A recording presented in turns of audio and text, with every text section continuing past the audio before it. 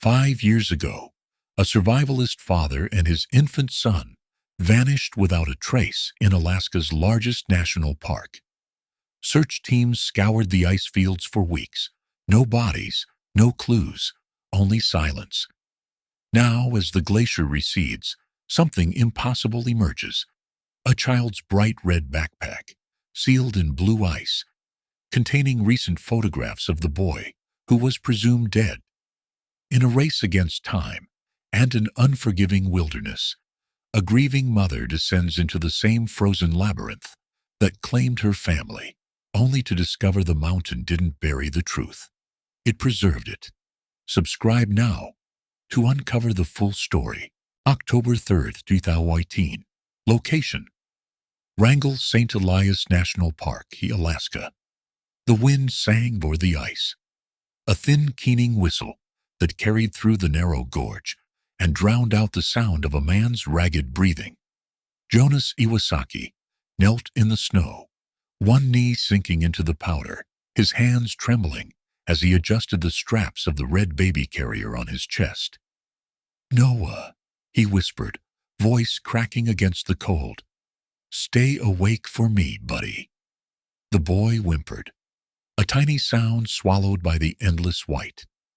The thermometer on Jonas's wrist read 18 degrees. The storm was minutes away. He lifted his head toward the towering wall of ice ahead, jagged and blue as shattered glass.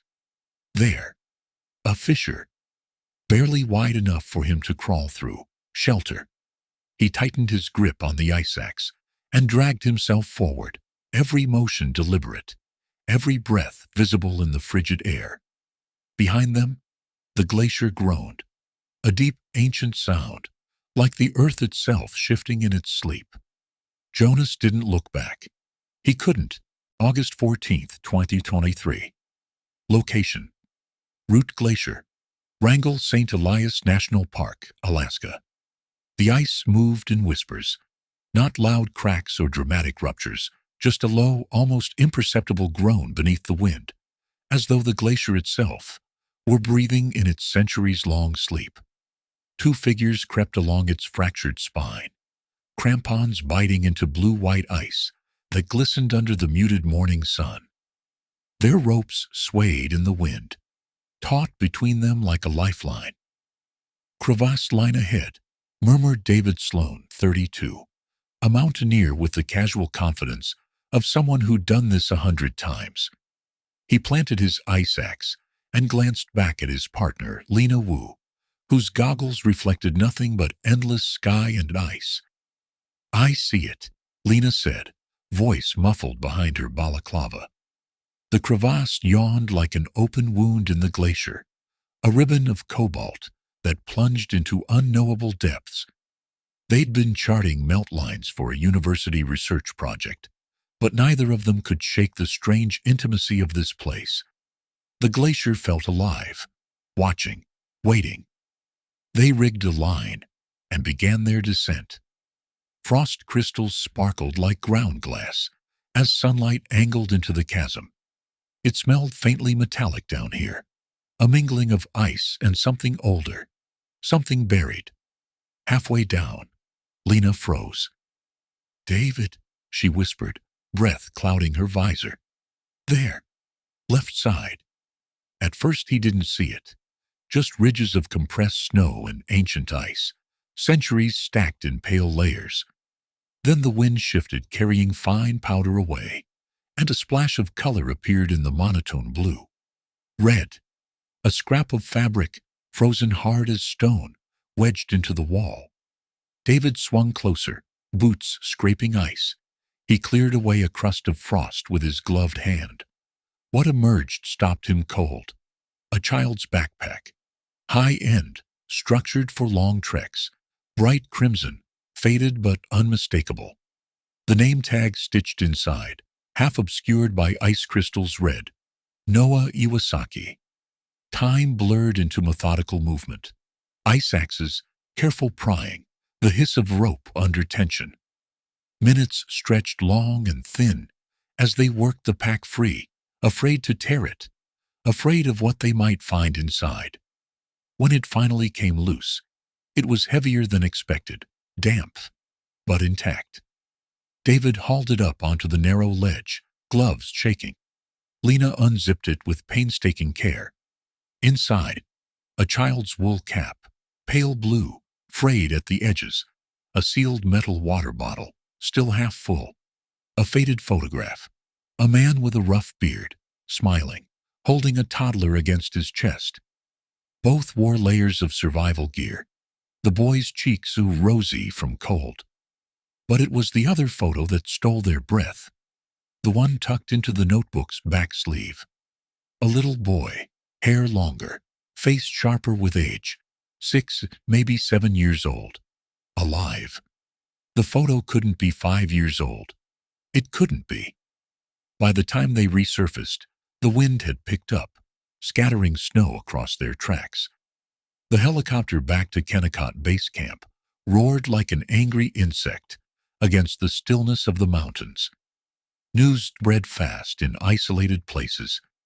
The ranger station's phone lines lit up within the hour. At 2:17 p.m., Hana Iwasaki's phone buzzed in Anchorage. She answered on the third ring, distracted, assuming it was spam. A calm, clipped voice introduced itself. "Mrs. Iwasaki, this is Ranger Elias Crow. Wrangell St. Elias National Park. We've found something." The world tilted. Hana's pen slipped from her hand, leaving an ink smear across the grocery list she'd been writing. 5 years of silence had just been shattered by the sound of ice giving something back. August 16, 2023. Location: Anchorage, Alaska. The call didn't end so much as collapse into silence, the kind that fills a room after the air's been punched out of it. Hana sat at her kitchen table, phone still clutched in her hand, knuckles white. The hum of the refrigerator sounded deafening. Found something. The words hung in her mind like ice suspended midair. For 5 years she'd trained herself not to hope, not to picture this moment, not to imagine rescue teams or miraculous survivals. 5 years of funerals without bodies, of sleepless nights staring at maps she couldn't read. But those 2 words cracked her armor. By the time Ranger Elias Crow arrived at her apartment, Hana had already packed a duffel bag, clothes, documents, the tiny blue mitten she still kept in a drawer like a talisman. She opened the door before he could knock. He looked older than she remembered. The last time she'd seen him, his beard had been trimmed, his shoulders squared with the confidence of a man who knew the mountains. Now his hair was grayer, his eyes hollowed by years of unanswered questions. "Mrs. Iwasaki," he said quietly. "Hana." She didn't shake his hand, couldn't. Instead, she stepped aside and let him in. The living room was small, neat. A plant by the window, a stack of unopened mail. Crow stood awkwardly, hat in his hands, as Hana lowered herself into the couch. "Tell me," she said. Her voice was steady, but her nails dug crescents into her palms. Crow took a slow breath. 2 climbers en route Glacier found a backpack sealed in the ice, child-sized, red. Inside were photos of a boy. He hesitated. A boy who looks about 6 years old. Hana's throat tightened. "Noah. We're running DNA on the contents," Crow continued. "But the clothing matches what your son wore the day he disappeared. There's no doubt in my mind." Her eyes flicked to his face, searching for cracks. "Photos? You said photos? They were recent?" His voice softened. "Taken within the last year." The room tilted. For 5 years she'd pictured graves. Now, impossibly, the glacier had returned a heartbeat. Hours blurred, forms signed, flights arranged. By evening, Hana was strapped into a Park Service helicopter, headed east toward Wrangell St. Elias. The city lights fell away beneath them, swallowed by an ocean of dark mountains. Crow sat across from her, headset pressed to his ear. He studied her face in silence, drawn, sleepless, but lit from within by something fierce. "You were there," she said suddenly, voice crackling over the intercom. "Back then, you led the search." Crow nodded. "We scoured those glaciers for 3 weeks. Volunteers, dogs, helicopters. We found nothing." He paused, jaw tight. "I told myself it was the mountain's fault, that no one could have done more. And now—" His gaze drifted to the endless ice below. "Now, I'm not so sure." When they landed at Kennecott Base, the sun was already slipping behind serrated peaks, staining the glacier pink and gold. The cold hit Hana like a wall, sharp, clean, almost medicinal. A ranger approached with an evidence bag. Inside, the red backpack, still wet from melting ice. Hana's hands trembled as she touched the plastic. Her reflection warped against it, older, harder than she remembered. "Where's my son?" she whispered. Crow didn't answer. "Not yet." August 20th, 2023. Location: Tio, Wrangell St. Elias National Park Headquarters, Alaska. The conference room smelled faintly of damp wool and stale coffee. Maps covered every surface. Topographic charts with inked grid lines, weather patterns pinned beside satellite photos, the glacier's shifting contours traced year by year. Hana sat at the far end of the table, hands clasped in her lap, eyes fixed on the evidence bag in front of her. The red backpack looked smaller than she remembered. 5 years of imagining it, buried in snow. And now here it was, real, weighty, stained with silt. Ranger Elias Crow leaned forward, resting weathered hands on the table. "We've confirmed the DNA," he said, voice low but steady. "Fibers from the backpack match Noah's baby blanket you provided during the original search. This is his."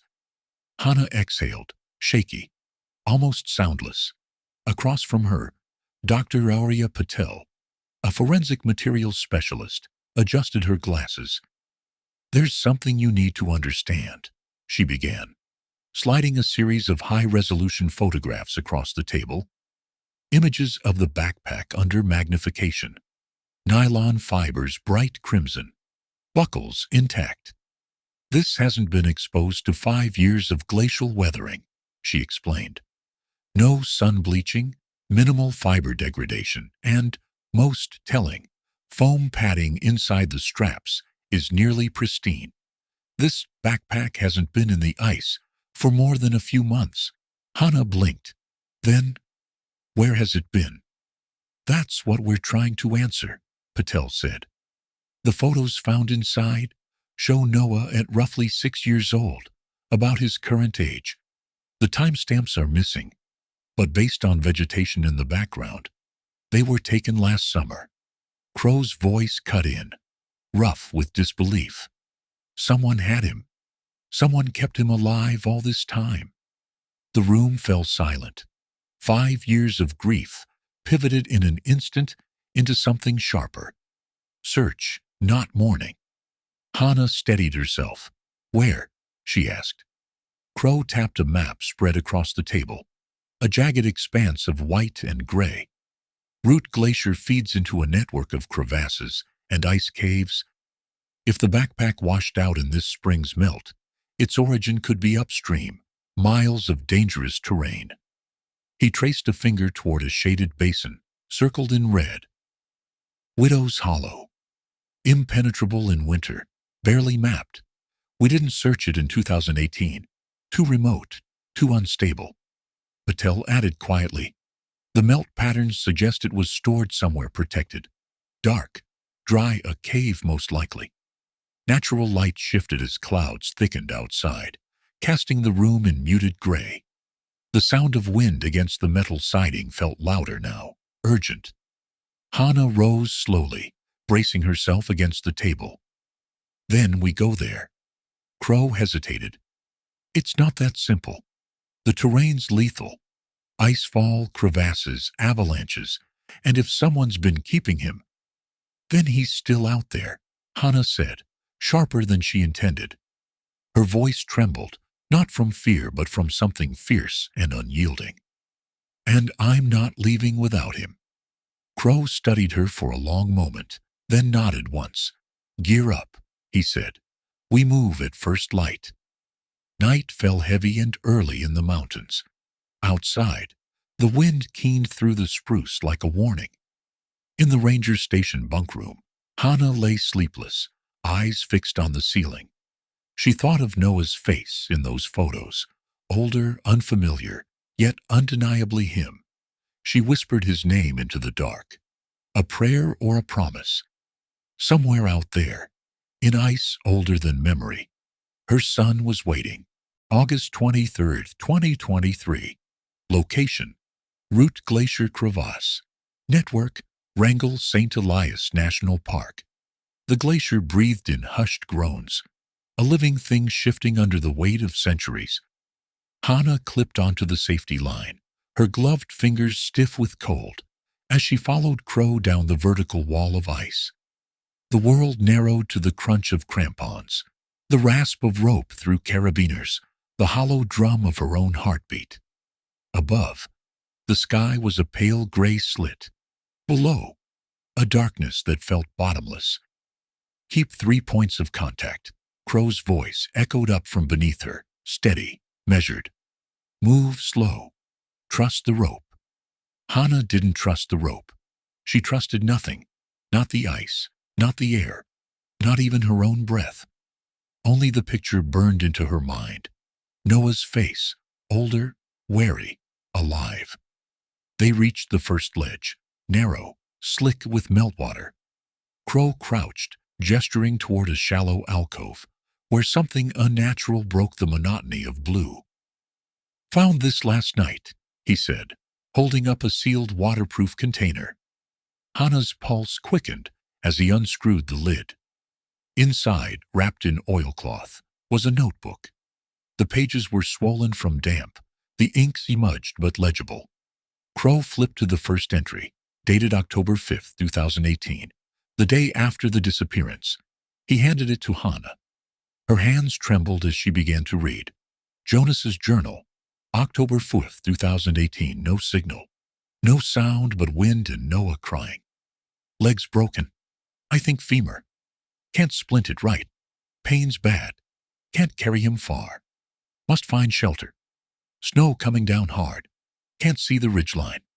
I found a fissure, deep enough to cut the wind.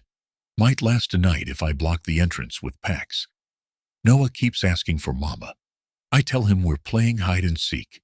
He laughs once, short, weak. He's so small in all this white. I won't let him die here. Not like this. Not in the cold. Hannah's throat closed. The ink bled in places, as though Jonas's hands had been shaking when he wrote it. She traced the smudged words with her finger, feeling the ghost of him in every line. Crow's voice broke the silence. There are more entries deeper in. If he kept writing, it'll tell us where he sheltered. Hannah closed the notebook gently, as though afraid it might shatter. Then we keep going.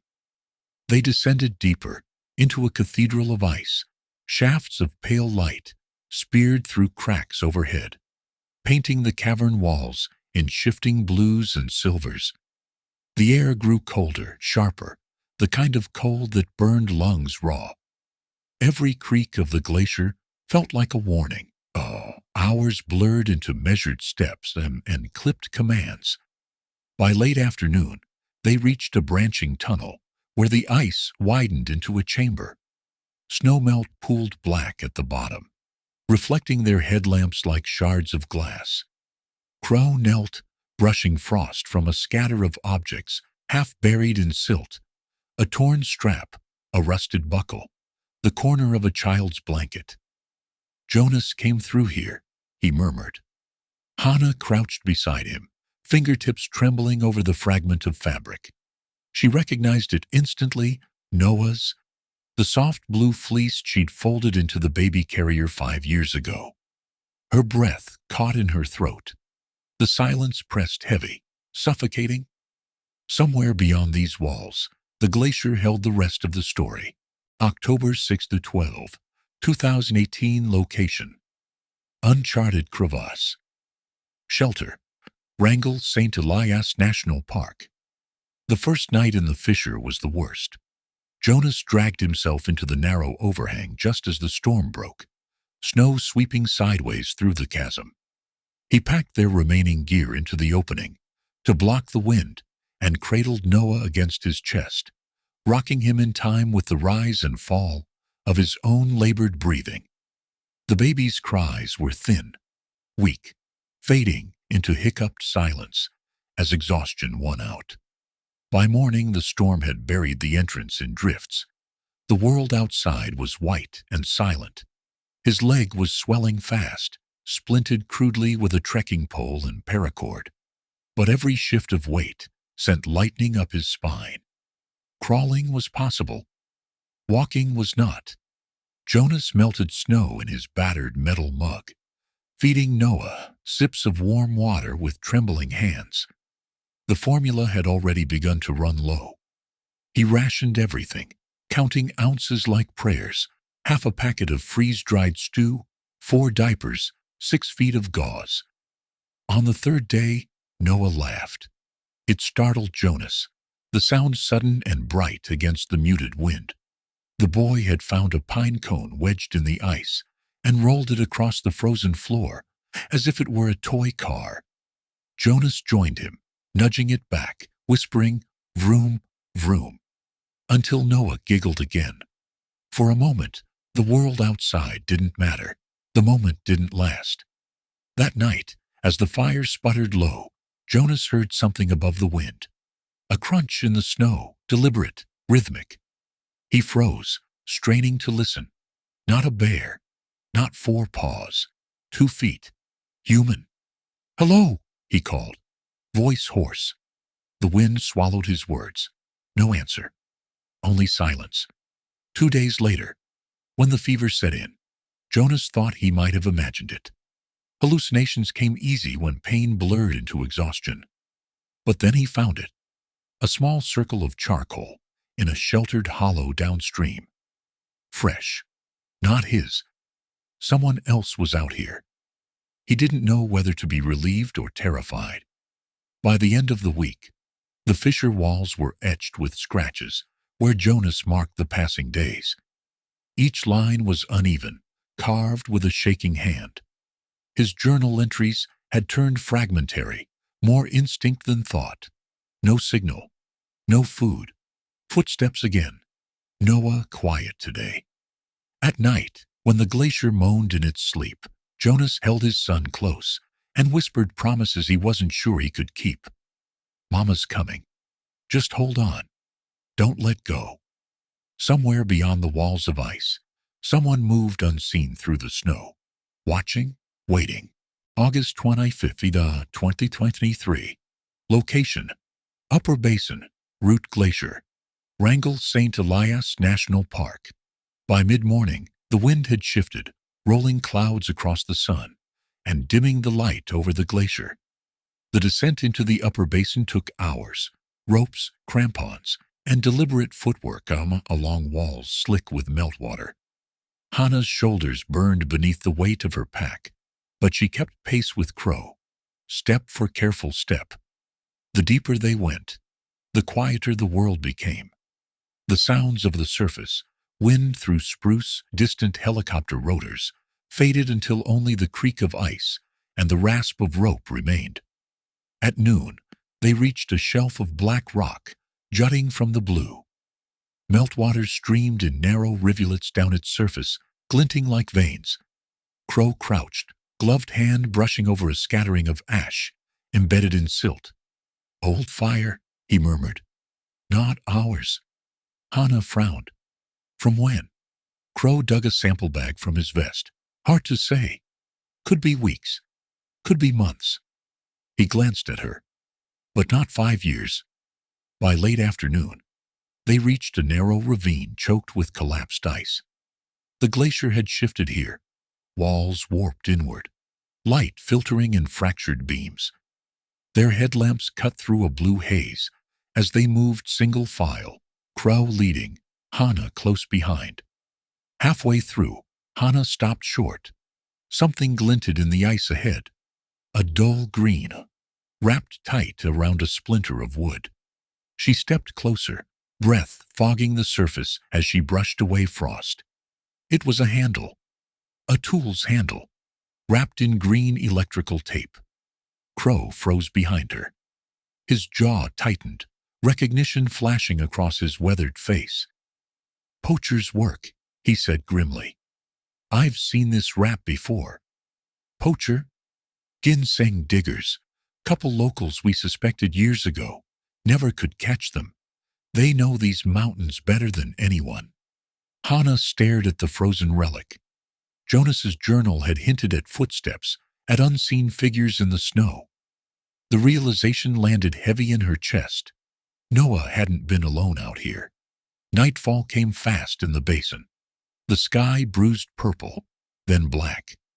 They found shelter beneath an overhang, setting up a small stove against the rock.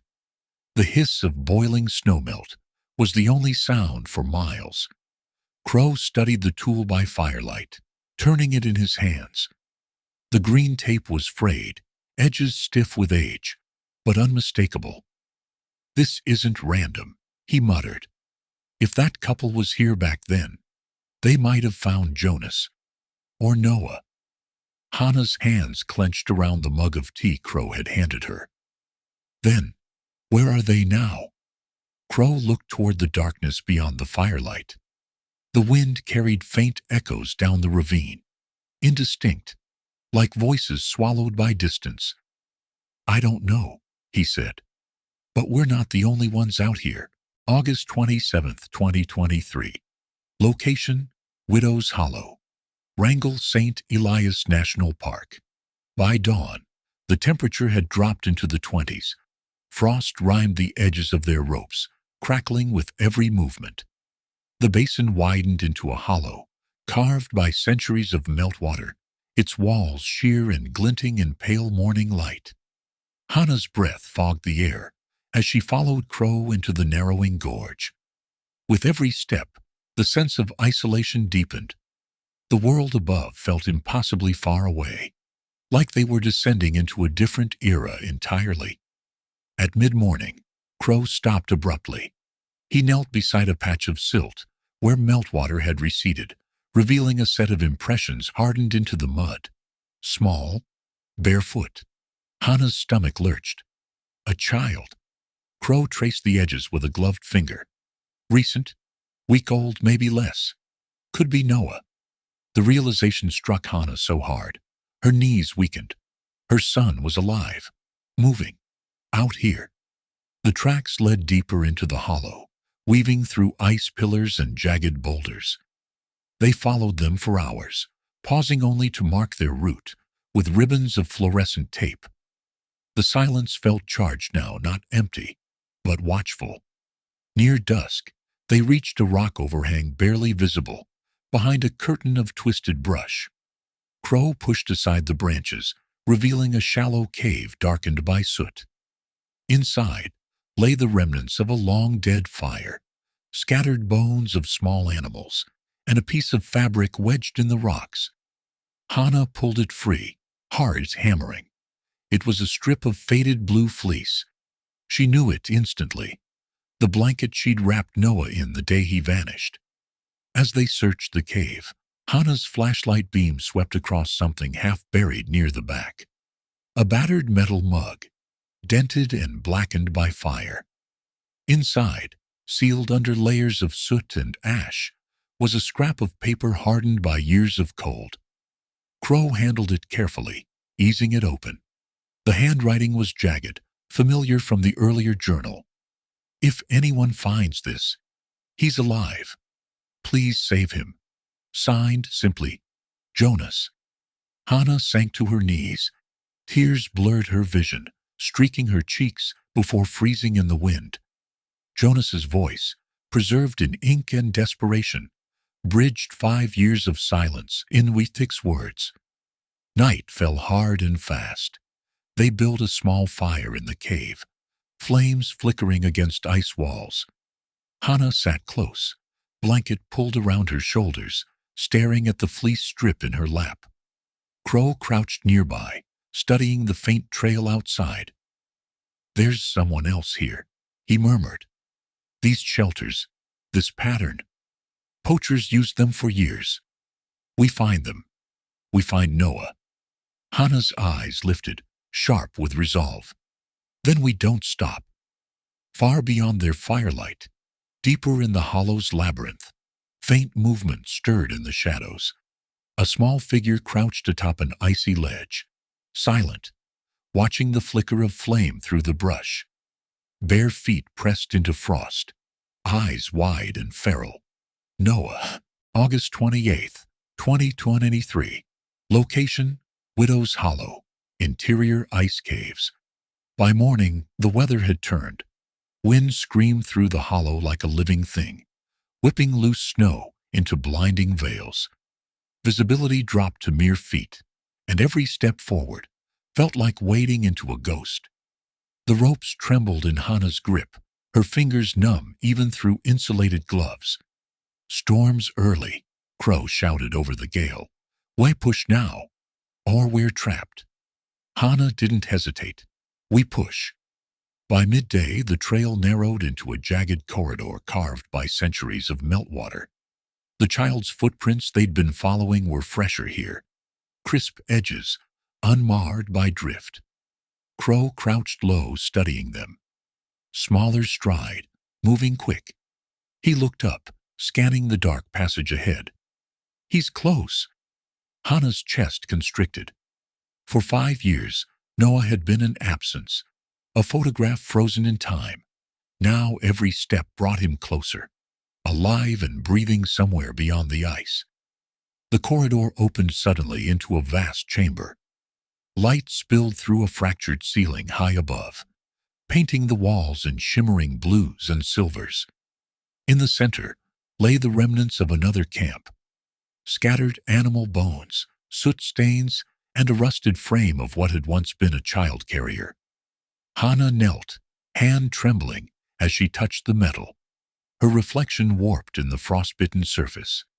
"Jonas's," Crow murmured behind her. Near the carrier, wedged into a crack in the ice, they found a final page torn from Jonas's journal. "Fever bad. Can't move. He's stronger now. Learns fast. Follows every sound. If I don't make it, find him. Save him. Please." The last line trailed into a smear, ink washed away by melted snow. Movement. Hannah froze, head snapping toward a shadow flitting along the upper ledge of the chamber. Small, barefoot, watching. "Noah." Her voice cracked, echoing off the ice walls. The figure darted back into the darkness. Hannah surged forward, but Crow's hand shot out, gripping her arm. "Wait, don't spook him. He's right there." "He doesn't know you," Crow said sharply. "He's been surviving alone, or with someone else, for years. We do this careful." They followed cautiously, headlamps cutting through winding tunnels. The storm above deepened, wind moaning through cracks like distant voices. Twice they caught glimpses, a flash of pale limbs, the scuff of bare feet on stone. Each sighting pulled Hannah forward, faster, desperate. Then a sound froze them both. Voices, not Noah's, low, muffled, drifting through the tunnels ahead. Distinctly adult. Crow's hand went to the flare gun at his belt. "We're not alone." The next chamber opened suddenly, lit by a shaft of weak daylight. In the center stood Noah, smaller than Hannah remembered, hair long and tangled, clothes stitched from scavenged scraps. His wide eyes locked on hers. For a heartbeat, the world stopped. "Noah," Hannah whispered, tears blurring her vision. "Baby, it's me. It's Mama." The boy's eyes darted to movement behind her, two silhouettes emerging from the tunnel's far side. Rough clothing, packs slung over shoulders, tools strapped to their belts, handles wrapped in familiar green tape. Poachers. Crow cursed under his breath. "We've got company." August 29th, 2023. Location, Widow's Hollow, Ice Cavern Junction. The storm outside roared through cracks in the glacier, a low, unending howl. Snow whirled through fissures in the cavern ceiling, drifting in pale spirals around them. Hana barely noticed the cold. Her eyes locked on the boy, crouched at the far edge of the chamber, small frame coiled tight, bare feet pressed into frost. His hair was wild, his cheeks hollow, but the shape of his eyes, Jonas's eyes, stilled her breath. "Noah," she whispered, voice breaking. "It's me, Mama." The boy didn't move, didn't blink. Behind her, Crow's hand tightened on the flare gun. The two figures emerging from this opposite tunnel moved with wary steps, rough faces half hidden by scarves. Their packs bulged with scavenged tools. The handles of digging implements glinted with frayed green tape. "Easy," Crow called over the wind. "Put it down. We're just here for the boy." The taller figure, Quentin Mayfair, raised a hand, palm out. "He's ours now." Hana stiffened. "He's my son." Quentin's eyes flicked to Noah, then back to her. "Not for the last 5 years he hasn't." The shorter figure, Isola, stepped forward, voice ragged from windburn. "We saved him," she said. "Found him crying over his father's body. You think anyone was coming for him? You think the Park Service would have kept looking?" Crow's jaw tightened. "You could have turned him in." "We did keep him alive," Quentin snapped. "Fed him, taught him. You call it stealing. We call it surviving." Hana barely heard them. Her focus tunneled on Noah, on the way he flinched at raised voices, the way his eyes darted for escape routes. She dropped to her knees, palms open, voice soft and steady. "Noah, I sang to you every night," she whispered. "Do you remember? The Stars' Song." She hummed, low, trembling, a lullaby carried through time. Noah blinked, his body eased, barely. He took one tentative step forward. The moment shattered with a shout. "Don't!" Quentin lunged, hand grabbing for Noah's arm. Crow fired the flare gun. Not at him, but into the ceiling. A burst of red light and deafening crack lit the chamber, snow and ice cascading in a sudden roar. "Go!" Crow shouted. Hana lunged forward, scooping Noah into her arms as the cavern shuddered. Quentin stumbled back, cursing, as a slab of ice crashed between them. They ran, through narrow tunnels, past walls glowing red in flare light, into wind and whiteout. Crow led, cutting rope anchors, pulling Hana along, as Noah clung silent and rigid to her chest. Behind them, muffled shouts faded into the storm. The world became motion, wind, ice, breath. Hours blurred. By the time they reached the extraction point, a flat stretch of ice flagged for helicopter pickup. The storm had begun to break. The horizon glowed faintly with dawn. Noah clung to Hana's coat, silent but awake, eyes wide, as he studied her face. For the first time in 5 years, Hana let herself breathe. September 5th, 2023. Location: Anchorage, Alaska. Providence Hospital. The helicopter touched down, in a blur of white spray and roaring rotors. Hana barely felt the cold anymore. She clutched Noah against her chest as medics swarmed the landing zone, their voices clipped and urgent. Crow steadied her elbow as they ran toward the waiting ambulance, snow crunching under boots, siren lights flashing in the dawn. Noah didn't fight. He didn't speak, his small hands fisted in her coat, face buried against her shoulder. Hana whispered into his hair, a litany of promises. "You're safe. I've got you. I won't let go." Hours later, warm hospital light replaced the biting wind. Monitors hummed softly. The sterile smell of antiseptic hung in the air. Noah slept, curled on the bed, IV taped to his wrist. His chest rose and fell in steady rhythm. Hana sat beside him, watching each breath as if memorizing them. Crow entered quietly, hat in hand. He looked older than when they'd started, lines etched deeper from sleepless nights and endless cold. "They've got the Mayfairs in custody," he said. "State troopers pulled them out this morning. No fight left in them." Hannah's eyes stayed on Noah. "They said why?" Crow hesitated. "They found him next to Jonas's body. Said he begged them. Make sure the boy lived. They panicked. Thought they'd be blamed. So they took him." Her throat tightened. "And they raised him. Best they knew how." Crow's voice was quiet. "They didn't hurt him. But they hid him." Later that afternoon, investigators came. Questions were asked, statements taken. The words blurred together. Dates, times, terrain. None of it mattered. Only the boy in the bed mattered. Through the glass window, Hannah saw the Mayfairs being led down the corridor in cuffs. Isola glanced back, eyes rimmed red, mouth forming silent words Hannah couldn't hear. Quentin walked stiffly, head down, green-taped tools, bagged and tagged, as evidence swinging at the trooper's side. Hannah turned away. Night fell quietly. The hospital lights dimmed, monitors pulsing in steady rhythm. Hannah dozed in the chair, hand resting on Noah's blanket. A soft sound stirred her awake. Noah, eyes open, watching her. For a long moment they stared, mother and son, separated by 5 silent years.